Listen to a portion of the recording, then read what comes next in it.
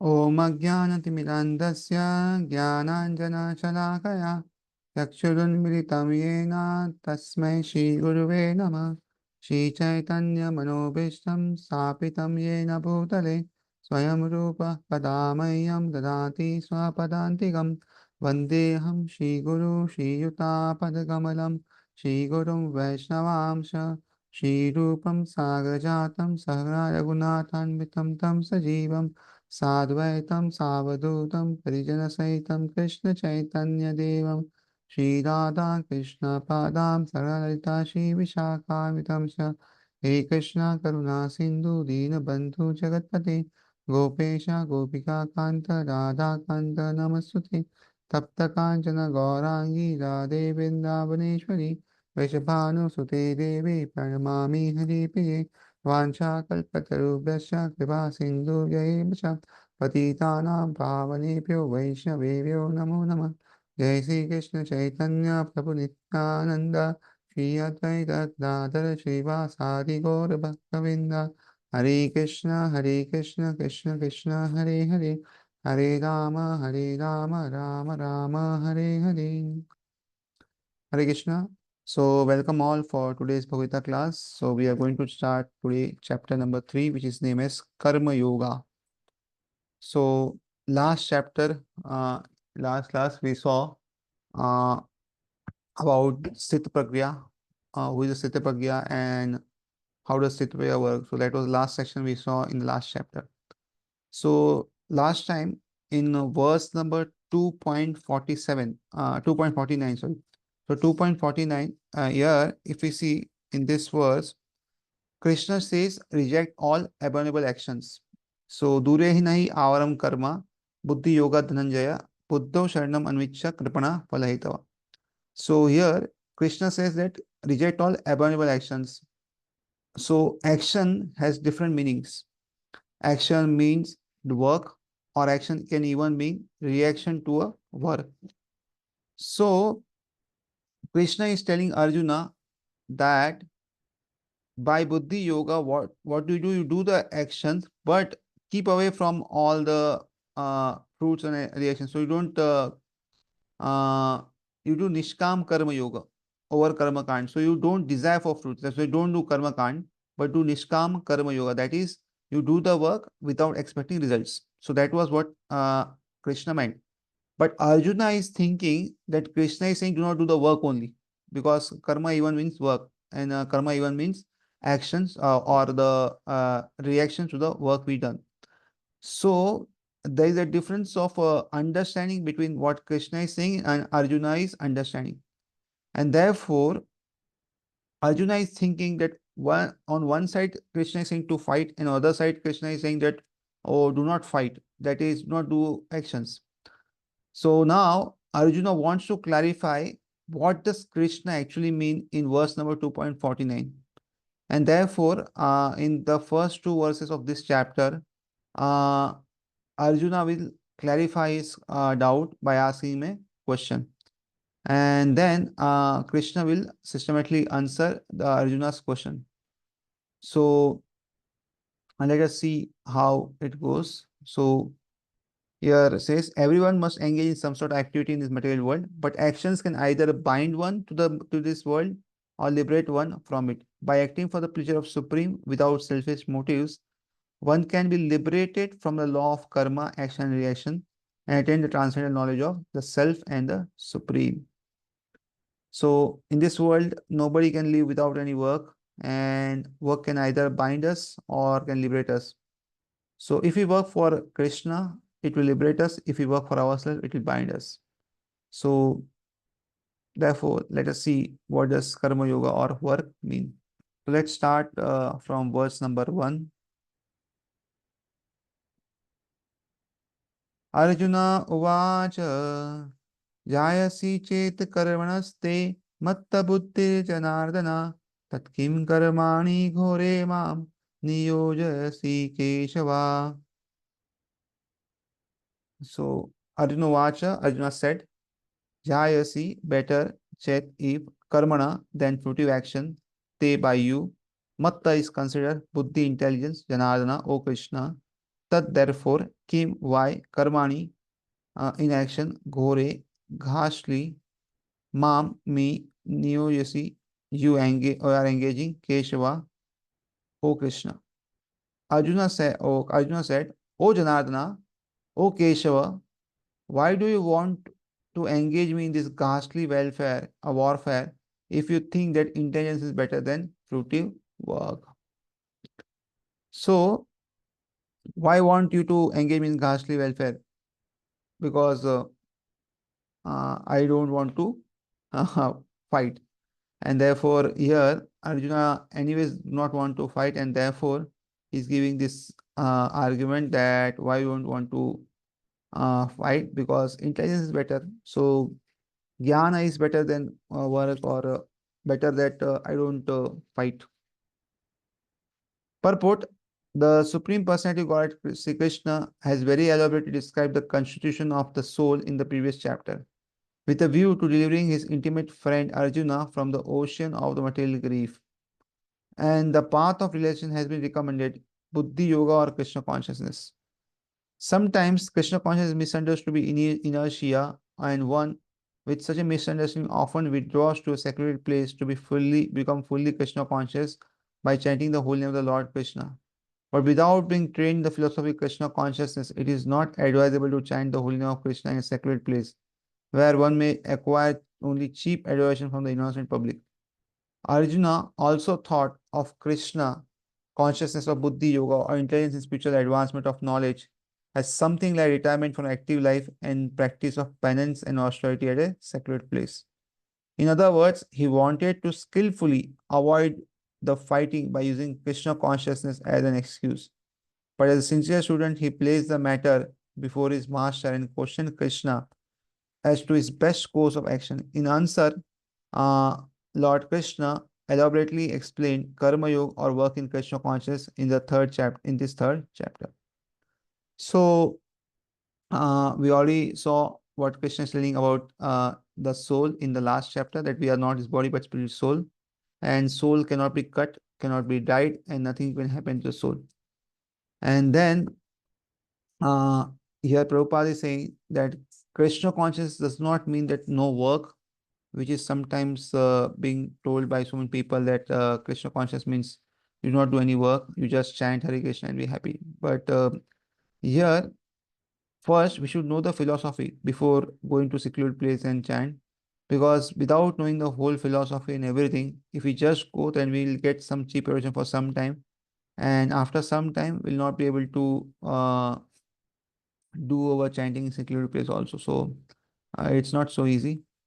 So here Arjuna wanted to avoid fighting by using Krishna consciousness as an excuse. So sometimes what happens is we do not want to do something and we give excuse of Krishna consciousness, that because Krishna is saying, or because I am doing bhakti, I will not have to do other work. So that is not the case. So here also, Arjuna has a doubt and he wants to avoid, but because he's a sincere student, he's placing such doubt in front of Krishna. So whenever we have some doubt, if we have some guide or counselor, it's the best means to put our doubts in front of a counselor or guide so that we can get the proper answer and direction. So this is what Arjuna is doing. So further also here Arjuna is just repeating this question. So let us see verse number 2. व्यामिश्रेणेव वाक्येन बुद्धिमोय शिवा मे तद एकं वद निश्चित्य येन श्रेयोऽहम् आप्नुयाम्. Vyamishrena, by equal eva, certainly, Vakyena words, Buddhim, intelligence, Mohayashi, you are bewildering, eva, certainly, me, my, Tat, therefore, Ekam, only one, Vada, please tell, Nishchitya, ascertaining, Yena, by which, Shreya, real benefit, Aham, I, Apnuyam, may have. Translation. My intelligence is bewildered by your equivocal instructions. Therefore, please tell me decisively which will be most beneficial for me. Purport. In the previous chapter, as a prelude to the Bhagavad Gita, many different paths were explained, such as Sankhya Yoga, Buddhi Yoga, control of senses and by intelligence, work without fruitive desire, and the position of a neophyte. This was all presented unsystematically. A more organized outline on the path of the path would be necessary for action and understanding. Arjuna therefore wanted to clear up these apparently confusing matters so that any common man could accept them without misinterpretation. Although Krishna had no intention of confusing Arjuna by any jugglery of words, Arjuna could not follow the process of Krishna consciousness either by inertia or by active service. In other words, by his questions, he is clearing the path of Krishna consciousness for all students who seriously want to understand the mystery of Bhagavad Gita. So, second chapter of Bhagavad Gita is called a summary of Bhagavad Gita, and there Krishna has given so many concepts in the few verses, like a Sankhya Yoga, uh, then Buddhi Yoga, then how to control the sense of intelligence and work without fruitive desire, that is Karma Yoga, and the position of a neophyte. So, because Krishna has presented this very unsystematically, so now what is happening is Arjuna is asking questions and then making it more systematic for us to understand. So let us see what Krishna has to answer for this question.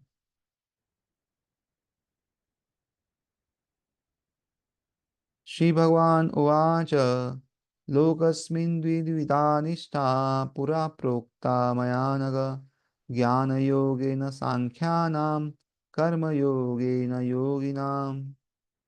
Shri Bhagavan Uvacha, the Supreme Personality of Godhead said, Loke in this world, Asmin this, Dvivida, two kinds of Nishtha, faith, Pura formerly, Prokta was said, Maya, by me, Anaga, O sinless one, Jnana Yogena, by the linking process of knowledge, Sankhyana, of the empiric philosophers, Karma Yogena, by linking process of devotion, Yogina, of the devotees. The Supreme Personality of Godhead said, O sinless Arjuna, I have already explained that there are two classes of men who try to realize the self.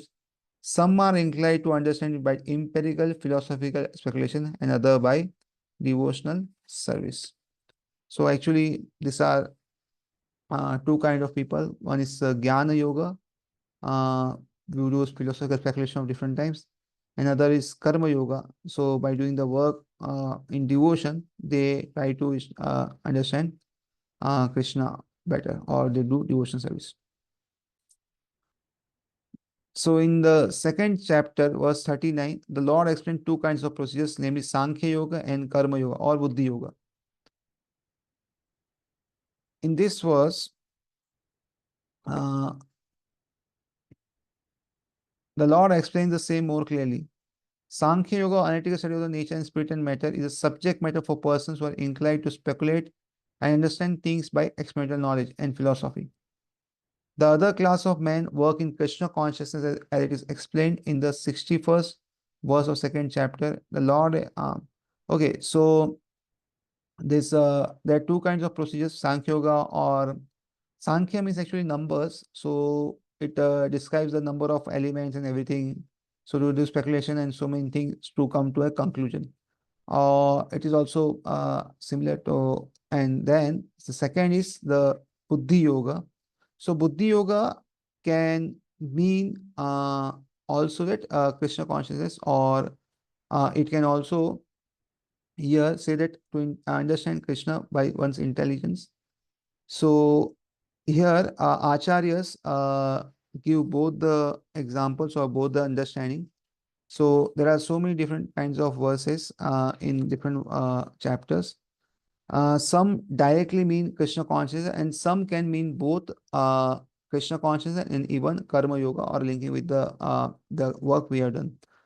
So this verse here, if we see, Prabhupada has given more of the devotion understanding, and whole Bhagavad Gita, if we see now, Prabhupada has given us more of devotional understanding for all the verses, so that what he has done, or Prabhupada has done, is given us the conclusion of Bhagavad Gita in all the verses and all the chapters. So generally, if we see, there are two ways in which we can understand Bhagavad Gita. One is by going to through so many things and verses and come to a conclusion. And second is giving the conclusion in all the verses of the Bhagavad Gita. So because in this time and age when people will not be able to learn and understand all the things and will not be able to read all the verses, so Prabhupada has given us more of a devotional perspective or understanding in all the verses. So here also we can see that Lord has explained 39th verse that by working by the principle of Buddhi Yoga or Krishna consciousness. So Prabhupada has given us both the meaning. One can be relieved from the bonds of action, and furthermore, there is no flaw in the process.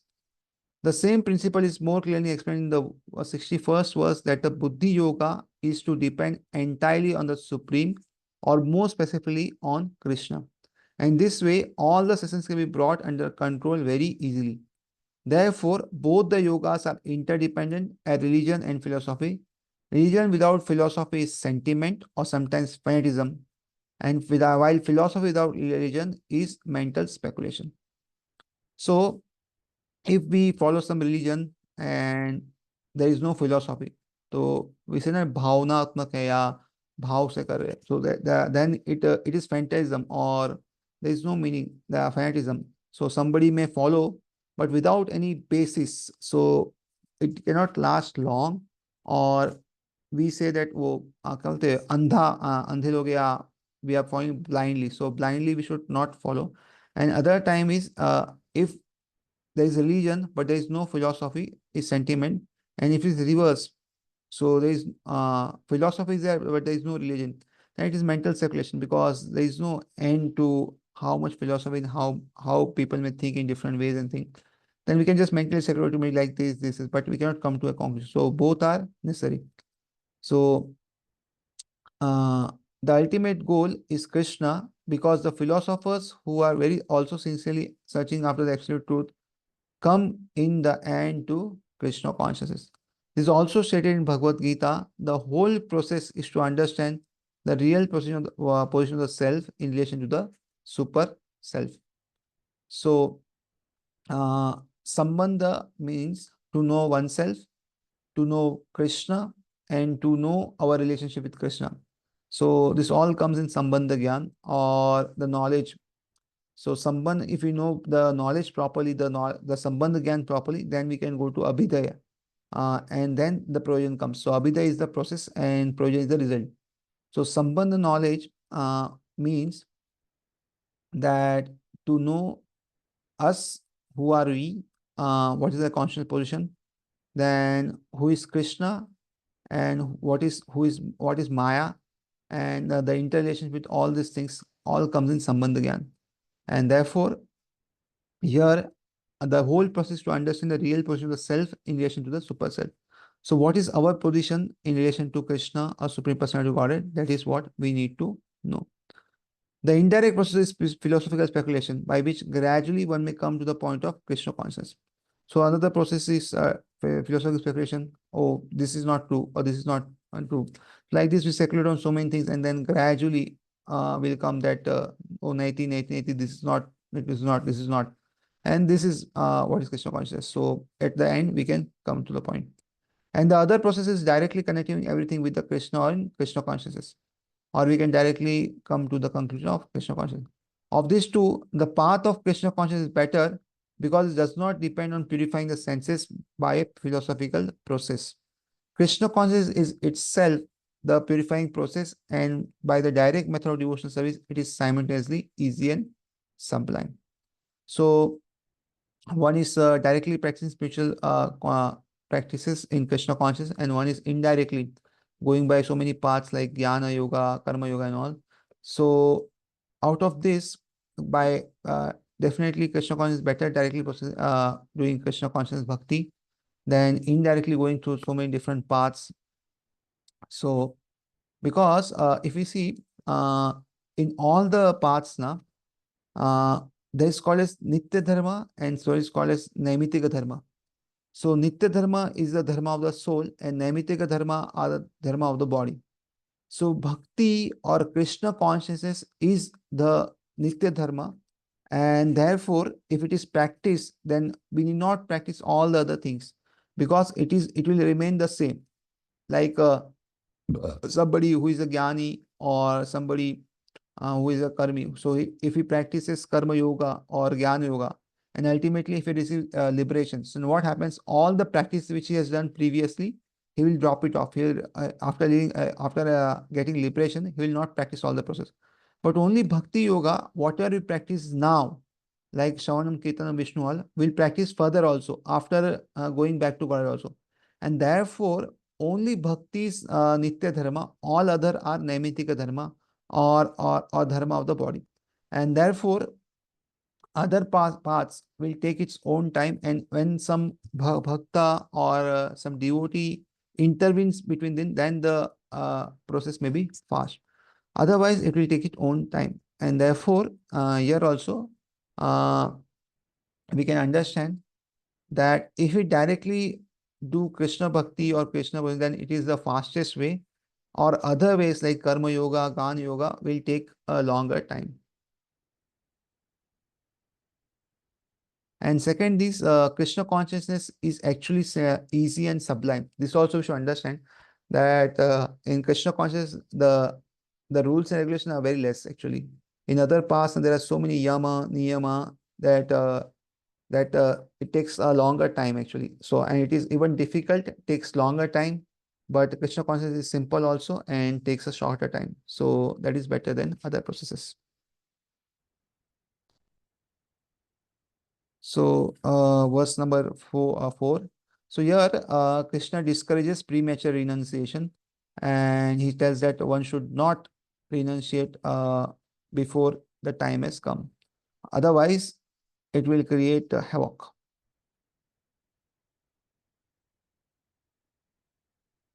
So, verse number 4. Na karmanam anarambhan naishkarmyam purusho ashnute naja sannyasa siddhim samadhi gacchati. Na, not karmanam of prescribed duties, anarambhat by non-performance, naishkarmyam freedom from reaction, purusha a man, ashnute achieves, na nor, cha also, sannyasat by renunciation, eva simply siddhim success samadhi gacchati attends. Not by merely abstaining from work one can achieve freedom from reaction, nor by reaction alone can one attain perfection. So suppose somebody says that I will not do any work, so that I will not get any reaction of the work. So this is not approved by Krishna. And he's also saying that just by renunciation, if somebody renounces everything, one cannot attain perfection. That is also not approved. So one has to do work till the time one is purified. And after one is purified, one can renounce the work. So this is the process. The renounced order of life can be accepted when one has been purified by the discharge of prescribed form of duties which are laid down just to purify the hearts of materialistic men. So nobody should accept actually renounced order of life prematurely actually. So one has to go through the purifying process by prescribed duties which is being laid for him. And in this way, when one does prescribed duties, so gradually what happens is one heart is purified. And without purification, one cannot attain success by adeptly adopting the fourth order of life, sannyasa. So we see in the modern times, so many people accept the fourth order of life without first purifying the senses and the antakaran and everything. And therefore, what happens is creates havoc.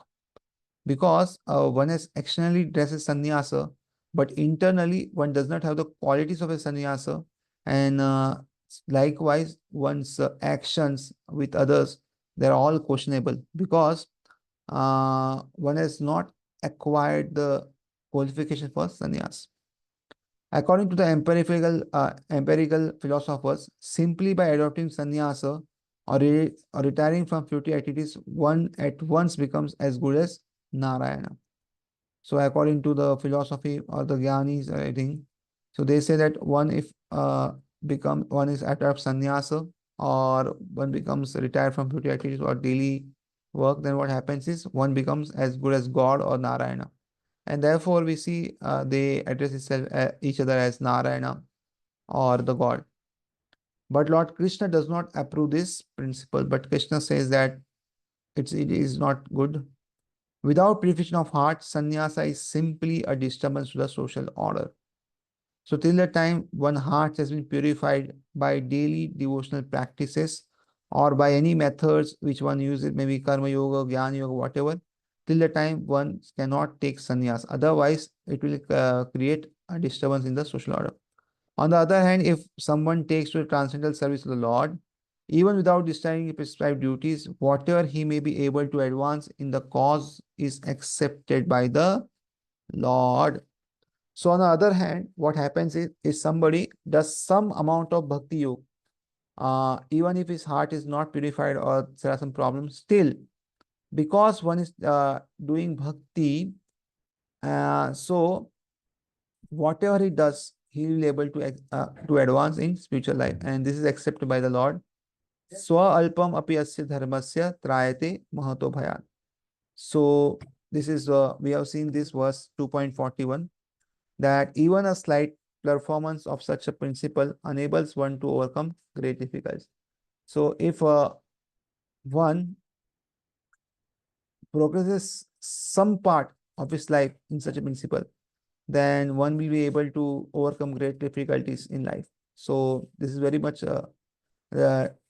much a asset which we have, that just by practicing devotional service or in whatever stage we are, we can gradually progress. So for other things now, like Jnana Yoga and Karma Yoga, there are so many procedures and so many things, and one requires purification and so many things before doing it. But in Bhakti Yoga, even if one is totally impure, one can practice Bhakti Yoga, and by practicing Bhakti Yoga, one can elevate himself to higher consciousness. At the same time, all the impurities also is removed from the heart.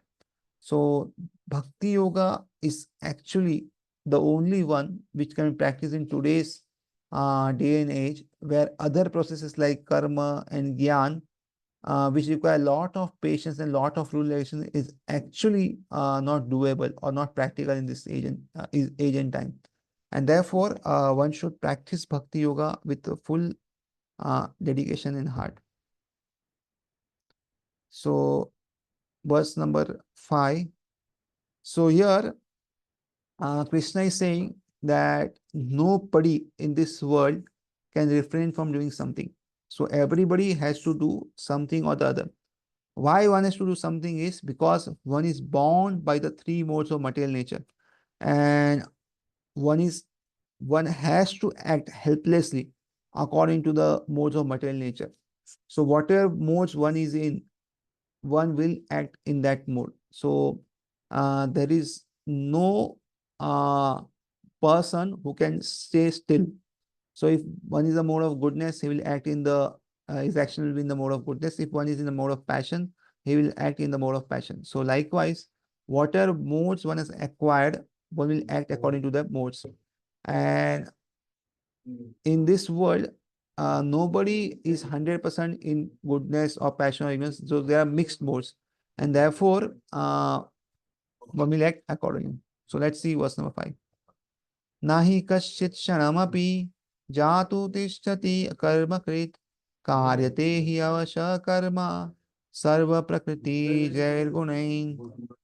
Na nor he certainly kashit anyone shanam a moment api also jatu at any time tishtati remains akarma krit without doing something. Karyate is forced to do. He certainly avasha helplessly karma work sarva all prakriti jay born of the modes of material nature gunai by the qualities. Translation: everyone is forced to act helplessly according to the qualities he has acquired from the modes of material nature. Therefore, no one can refrain from doing something even for a moment. So, whomever one be, he is forced to act helplessly according to the qualities he has acquired from the modes of material nature, and therefore we cannot refrain from doing something even for a second, so even for a moment, so we will do something or other, something or other we'll definitely do. Purport. It is not a question of embodied life, but the nature of the soul to be always active. So here Prabhupada is giving even that because not of modes, but even in spiritual life also, because soul is also active. Soul is Satchidanand, so it is always active, and therefore will always do some work. Without the presence of spirit soul, the material body cannot move. The body is only a dead vehicle to be worked by the spirit soul, which is always active and cannot stop even for a moment. So this body which we have actually is dead vehicle, but because the spirit soul is there inside, it is always active and it cannot stop even for a moment. As such, the spirit soul has to be engaged in the good work of Krishna consciousness. Otherwise, it will be engaged in the occupation dictated by the illusory energy. So one has to work, either one works for Krishna or one works for the material nature or Durga Devi. But one has to work. There is no question of not working. In contact with material energy, the spirit soul acquires material modes, and to purify the soul from such affinities, it is necessary to engage in the prescribed duties enjoined in the Shastras. But if the soul is engaged in the natural function of Krishna consciousness, whatever he is able to do is good for him. So, uh, it is necessary that one should actually do what is there in the Shastras. But if one is doing Krishna Bhakti, then whatever he does is good. The Srimad Bhagavatam, first canto, fifth chapter, verse 17 affirms this. Tyakta sadharmam charanambujam hari bhajan apakvo atha pate tato yadi yatra kvavabudram abud amusya kim hovarta apto bhajatam sadharmata. So Twakta Swadharmam Charanam Bhujam Hare. So if one gives up his own duties and starts watching them in Krishna, Charanam Bhujam Hare, Bhajan Apakko Athopate Tadoyari. So after starting Krishna consciousness, so he does not do it properly or before coming to a completion of the bhakti or reaching to his goal, so he dies or he may not able to follow by some other means, he may fall down from the standard or something happens to him, maybe he leaves devotional service or his body, that the time period of his body is finished, so he have to leave this material world or whatever it is. So bhajan apopo means bhajan is not finished and he goes down. Yatra ka badram abudyam isvi. So what is the problem? What is the problem? Yatra ka badra musakim ko vartha apto bhajatam swa dharmavli. So there is no problem even if the bhajan remains not fulfilled. But if he carries all the intention of purification of Shastras, then what is avail of him if it is not Krishna conscious? So if he does whatever is in the Shastras, whatever is prescribed, what injection in the Shastras, then what is to avail if he is not Krishna consciousness? So if one follows the Shastras, these Shastras are not Bhakti Shastras, but other Shastras like Dharma, Kama, Moksha and other. So if he does all these things but does not do Krishna consciousness, then there is not much gain actually, because one has to again come take birth and do so many things. So uh, if one does Krishna consciousness of Krishna Bhakti, that is much more better than following all the injection of the for purification of Shastras. So the purification process, if someone takes to Krishna consciousness, even though he may not be, we may not follow the prescribed duties in the Shastras or execute the devotion service properly, and even though he may fall down from the standard, there is no loss or evil for him. But if he carries all the injection for purification of the in the Shastras, what avail it? What does it avail him if he is not Krishna consciousness? So the conclusion of the all the Shastras is to become Krishna consciousness. So if one practices all the injection of Shastras but is not Krishna consciousness, then it is a great loss for him. So the purificatory process is necessary for reaching to the point of Krishna consciousness. Therefore, sannyas or any purificatory process is to is to help reach the ultimate goal of becoming Krishna consciousness, without which everything is considered a failure.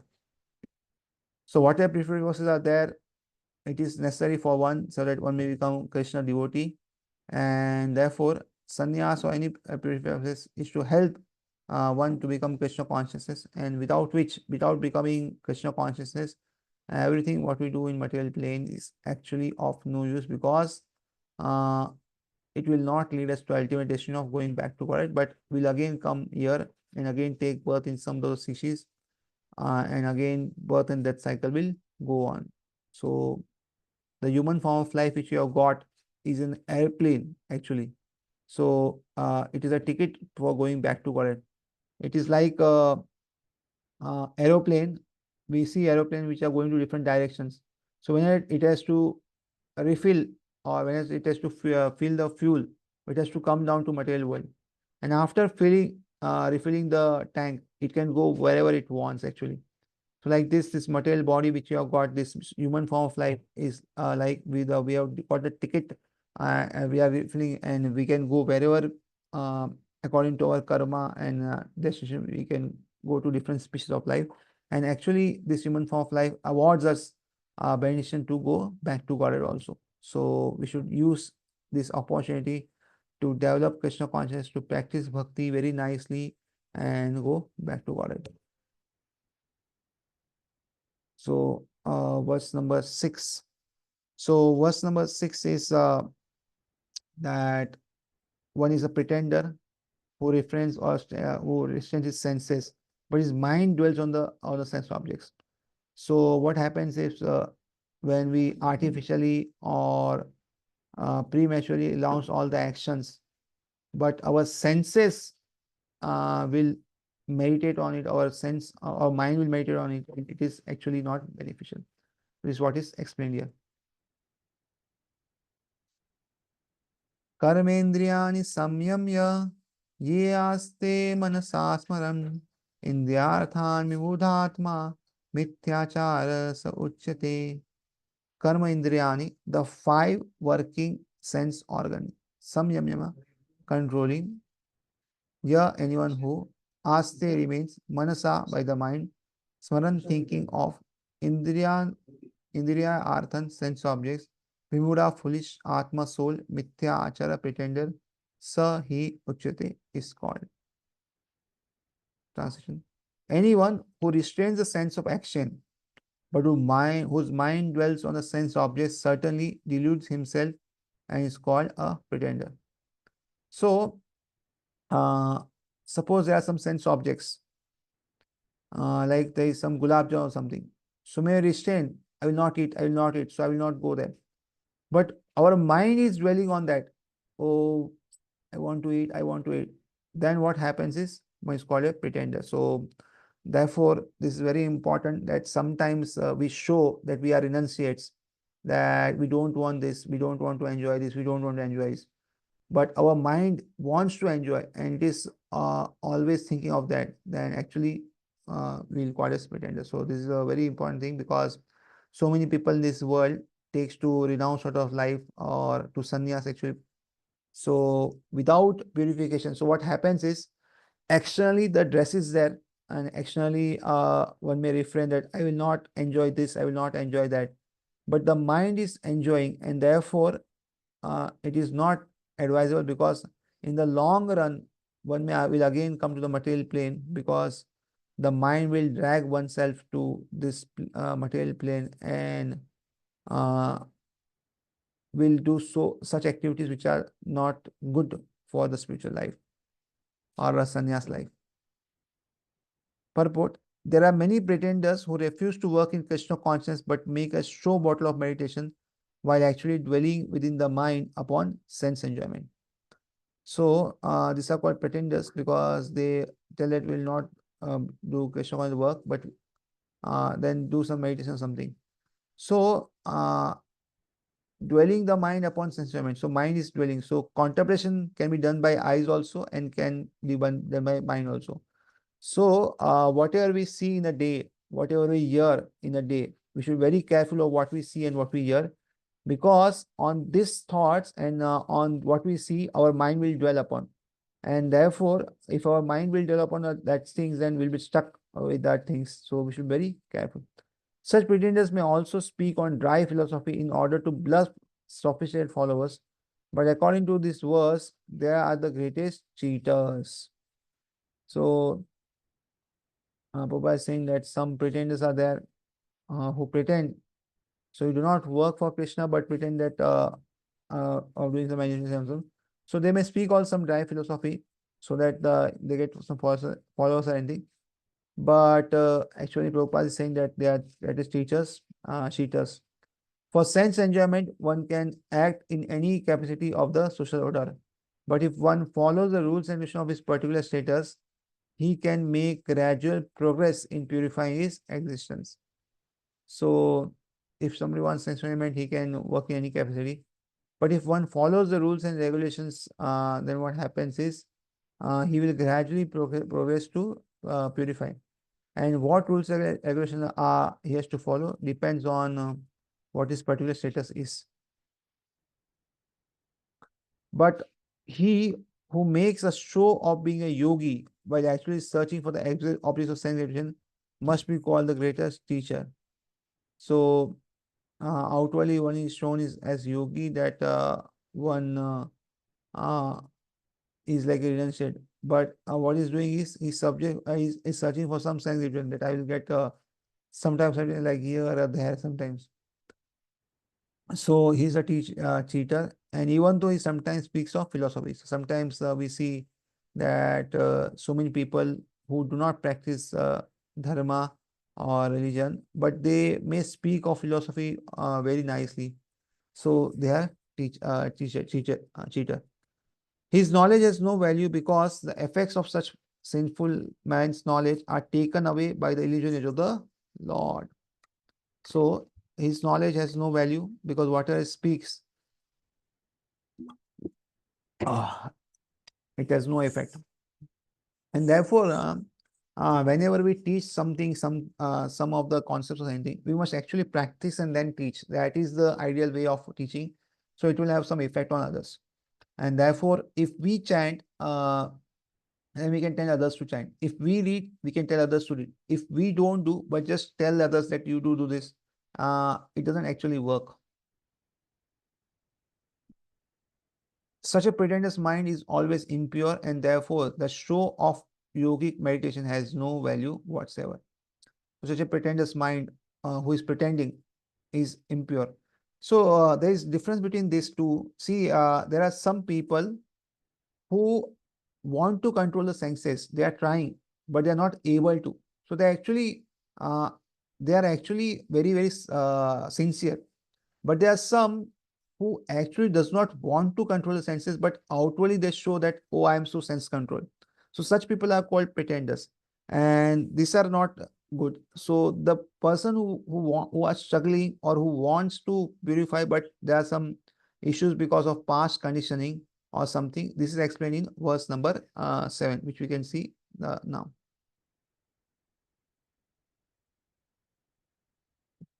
So verse number 7. यस्वेन्द्रियाणि मनसा नियम्यार्भते अर्जुन कर्मेन्द्रिय कर्मयोगम असक्ता स विशिष्यते.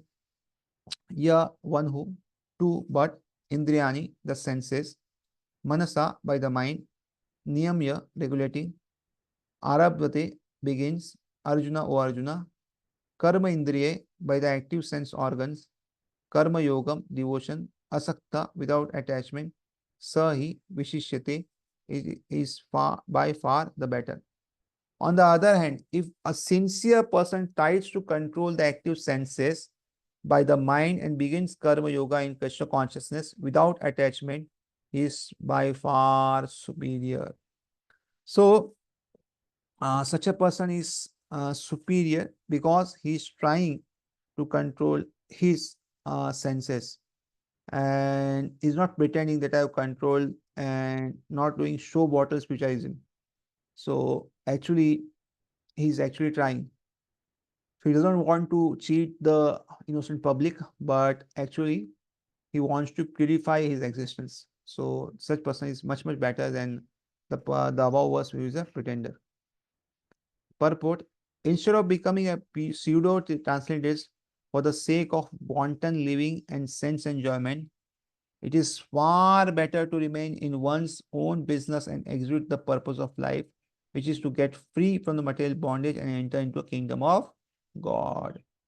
So one should not try to become a pseudo transcendentalist, or uh, actually he wants the living and enjoyment, but one should practice one's own business and execute the purpose of life. So our purpose of life is getting out of the material world, going back to Godhead. So we should work for that, and the easiest way to is to do bhakti. The prime swartha gati or goal of self-interest is to reach Vishnu. The whole institution of varna and ashrama is designed to help us to reach this goal of life. So we know this institution of varna and ashrama. So ashram means there are four, that is brahmacharya ashram, grahastha ashram, vanapasya and sannyas ashram. The four ashramas. And varna means some are brahmana, and some are kshatriya, some are vaishya, and some are shudra. So these four divisions of ashrama and varna are made so that one all reaches to the ultimate goal of life, that is going back to what it was so designed. But after some time, today we see that the whole institution is collapsed of one and ashram. Otherwise, it is all designed. So Krishna, when he designed this one ashram system, he designed so that everybody can go back to Godhead. A householder can also reach this destination by regulated service in Krishna consciousness. So a householder also can go back to Godhead. The only important thing required is regulated service. So every day without fail, if one does devotional service, then one can go back to Godhead. For self-realization, one can live a controlled life as prescribed in the Shastra and continue carrying out his business without attachment. And in that way, make progress. So if one wants self-realization, then one should live controlled life as prescribed in the Shastras and continue carrying on business. So how the business carried is without attachment. So one should not be attached to the business, and that way make progress. A sincere person who follows this method is far better situated than the false pretender who adopts show bottle spiritualism to cheat the innocent public. So such a person is better because he is sincere. A sincere sweeper in the street is far better than the charlatan meditator who meditates only for the sake of making a living. So Prabhupada is given us good example that somebody who is sweeping the street is better than somebody who is a charlatan meditator or false meditator, but who meditates so that he can get some money or something and he can make his living. So that is not approved. So next verse number says that do your prescribed duty. So it is better than the renunciation of action. Or नियतं कुरु कर्म त्वं कर्मजायो हि अकर्मणा शरीरयात्रापि यच्यते नापसिद्धयेत् अकर्मणा. Niyatam prescribe kuru do karma duties tvam you karma work jaya better he certainly akarmana than to no work sharira bodily yatra maintenance api even sha also take you your na never prasidayat is affected akarmana without work. Translation: perform your duty, perform a prescribed duty, for doing so is better than not working. One cannot even maintain one's physical body without work. So Krishna is very practical here. He's saying that you want to maintain your body, and to maintaining your body, you need to eat, and for eating, you need to do some work. So without doing work, even if you cannot even maintain your body, so therefore do your prescribed duty. It is better than not working. So purport: there are many pseudo meditators who misrepresent themselves as belonging to higher parentage and great professional men who falsely boast that they have sacrificed everything for the sake of advancement in spiritual life. Lord Krishna did not want Arjuna to become a pretender. Rather, the Lord desired Arjuna perform his prescribed duties as so set forth for Kshatriyas. So, mm, there are so many people who are pseudo meditators and who represent themselves as belonging to some parentage or something professional.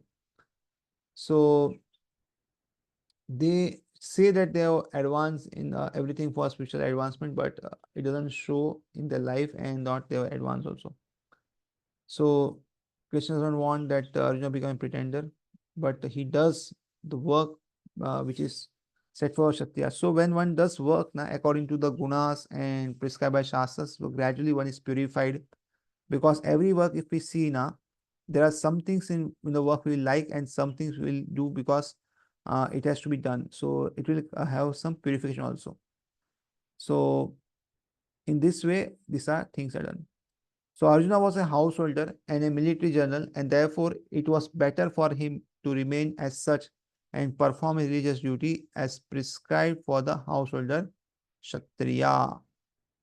Such activities gradually cleanse the heart of the mundane man and free him from material contamination. So called renunciation for the purpose of maintenance is never approved by the Lord nor by any religious scripture. So one cannot should not become renunciate for maintaining his body, or it is not approved. After all, one has to maintain one's body and soul together by some work. So work should not be given up capriciously without purification of the materialistic propensities.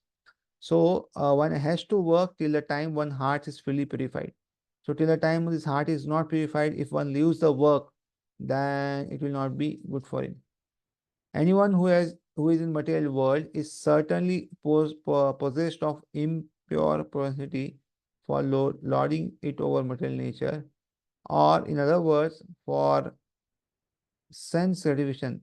Such polluted propensities have to be cleared. Without doing so, such prescribed duties, without doing so through prescribed duties, one should never attempt to become a so-called transcendentalist, renouncing work and living at the cost of others. So it is very clear uh, that we are in the material world and we have so many impure propensities, and one is to be a lord over material nature. That is Sarvaloka Maheshwaram. We want to become Maheshwara of Sarvaloka, whatever see. So that is not good. So uh, while doing so, to prescribe duties, one should not attempt to become a so-called transcendentalist. So in the name only. So renouncing work and living at the cost of others. So this we should not be do. We should do some work or the other. So verse number 9 is saying that do work for Krishna, Vishnu, and avoid the bondage. So verse number 9. Yajnarthat karmanoanyatra lokayam karma bandhana tadartham karma kaunteya mukta sanga samachara. Yajna arthat, done only for the sake of yajna or Vishnu, karmana, that work, anyatra, otherwise, loka, world, ayam, this, karma bandhana, bondage by work, tat, of him, artham, for the sake, karma, work, kaunteya, O son of Kunti, mukta sangha, liberated from association, samachara, do perfectly. Translation: work done as sacrifice for Vishnu has to be performed, otherwise work causes bondage in this material world. Therefore, O son of Kunti, perform your prescribed duties for the satisfaction, for his satisfaction, in that way you will always remain free from bondage. So whatever we do work here, first of all, Krishna says that we have to do work. Now he's saying that if you do work, then you will be bound. But if you do work for Vishnu, then you'll be free. So uh, here Krishna is prescribing us that we do work for Krishna or Vishnu and thereby get liberated from this material world. Purport: since one has to work even for the simple maintenance of the body, the prescribed duties for a particular social position and quality are so made that the purpose can be fulfilled. So one has to work, and without working one will not be able to maintain the body. And therefore, if we see the varna ashram which are made, it are made in such a way so that one purpose is fulfilled. So one material things are also fulfilled, at the same time he will also progress in spiritual life. Yajna means Lord Vishnu or sacrificial performance. All sacrificial performances also are meant for the satisfaction of Lord Vishnu. So Yajna also means that sacrifice or Vishnu. And if we see, all sacrifice performance are meant for the satisfaction of Lord Vishnu. So whatever we do to satisfy Krishna or Vishnu. The Vedas enjoin yajno vai Vishnu. In other words, the same purpose is served whether one performs prescribed yajnas or directly serves Lord Vishnu. Krishna consciousness is therefore performance as of yajna as it is prescribed in this verse. So Vedas say that one can either do some yajna work or directly serve Lord Krishna. So Krishna consciousness means therefore performance of any yajna. It is prescribed in this verse. So the Varnashrama institution also aims at satisfying Lord Vishnu. Varnashram, Varnashram Acharvata Purushena Param Puman Vishnu Aradhyate. CC Madhya 8.58, Vishnu Purana 3.8.8. Therefore, one has to work for the satisfaction of Vishnu. Any other work done in this material world will be a cause of bondage. For both good and evil work have their reactions, and any reaction binds the performer. This is a very important point here to understand. Sometimes we say that we have to do good work, do good for others, do good for others.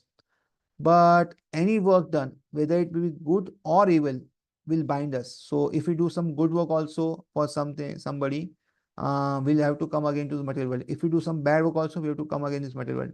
And therefore, Krishna consciousness, what does it mean is to work for Krishna.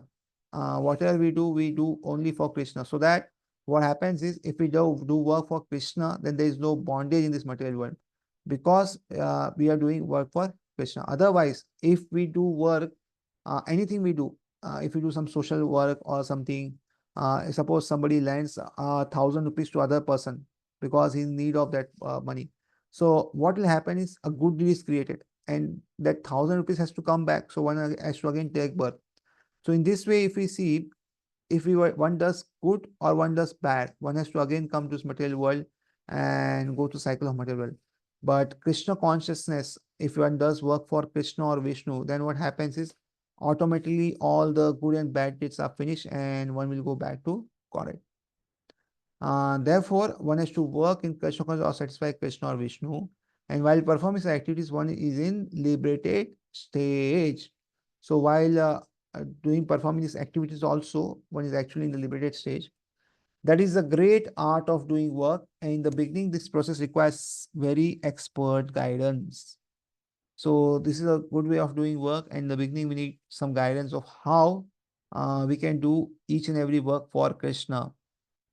One should therefore act very diligently under the expert guidance of a devotee of Lord Krishna, or under direct instruction of Lord Krishna himself, under whom Arjuna had the opportunity to work. So this is very important, that one should act very diligently, and we need expert guidance of devotees if you want to progress fast in our Krishna consciousness. So two options are given. One is to work under devotee or to work under Krishna, like Arjuna. But second option, to work directly under Krishna, is actually not possible for us because we are not so purified at this point of time. But to get guidance of devotees is easy, and that is the way we can move forward. Nothing should be performed for sense gratification. but everything should be done for the satisfaction of Krishna. So whatever we do in our life, nothing has to be done for sense satisfaction for our, but if we do whatever we do, it is be done for satisfaction of Krishna. And actually, satisfying Krishna is not so difficult, it's very easy. This practice will not only save one from the reaction of work, but also gradually elevate one to transcend loving service of the Lord, which alone can raise one to the kingdom of God. So this practice, like doing it from Krishna, not only it will relieve us from all the reaction, but gradually one will be having uh, loving transcendent service to the Lord, and this can help us to go back to kingdom of God. So for this yakya or sacrifice has to be done. So what is this yakya? What is sacrifice and all? We'll see in next section next time. So till that time, we'll stop here.